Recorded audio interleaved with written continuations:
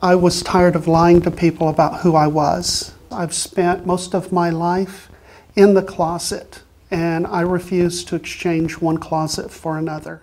I was working on a story about this woman named Dewana Johnson, a transgender woman. And it's the first time I'd ever met anyone who was transgender, and I had to interview her. I was just curious because here she is, she's 6'5", she's size 13, she's dressed, she's wearing makeup, she's had breast augmentation. And it just got me curious about that whole sector of the community of why they do what they do and how, just the reasoning behind it. I wanted to understand a little more. Darlene's really an interesting character, extremely bright, very witty, very funny. She's really accomplished a lot in her life, being a fighter pilot. She was married for 37 years as a man. She's just really done a lot of things that in my mind gave her credibility as a subject. I agreed to tell my story. I agreed to pursue this for two reasons. One is personal, and the other is basically because of my commitment as a trans woman to my community as a trans activist. As a personal issue, it dealt with my not hiding who I was. I worked on this story for about 5 months, going back and forth to her house, and I made her, tell me her story from the earliest childhood memories to today. I'll call her and ask her what she's doing today, just to see how her life has changed and different. This, for me, was a decision of life or death.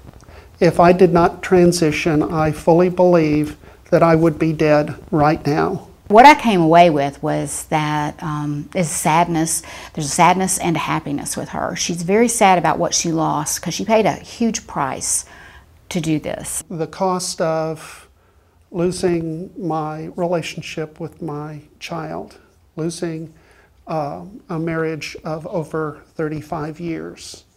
Those relationships were everything to her, and there's a loneliness about her that I can just feel. It's palpable. It was really hard. I've never had more doors close on any story I've ever done. Nobody wanted to be associated with her, and while they would have affection with her privately, when it came to publicly being associated with her in the newspaper, very few people would allow me in. So many people do not know a trans person.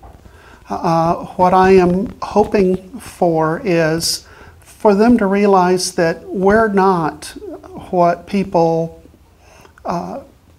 make us out to be as caricatures.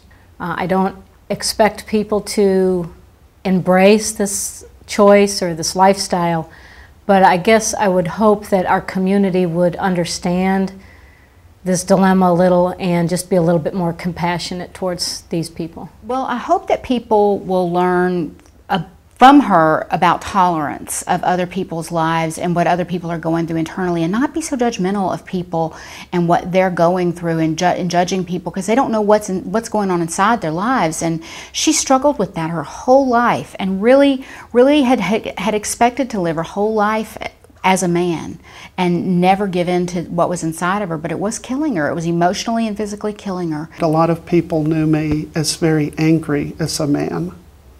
The idea of pretending to be someone you're not weighs on you. I think she just feels peaceful in her own skin for the first time in her life, but it just came at a cost. The peace that I have inside, if I could have had this ever before in my life, I doubt if I would have gotten to a point that I would transition.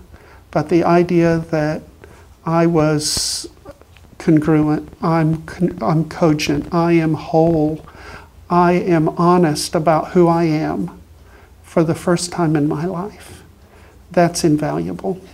I'm hoping that our story can kind of humanize Darlene and transgender people and help people understand a little bit about what goes on and makes them do this. And I just feel like we all have our own journeys, and this is hers.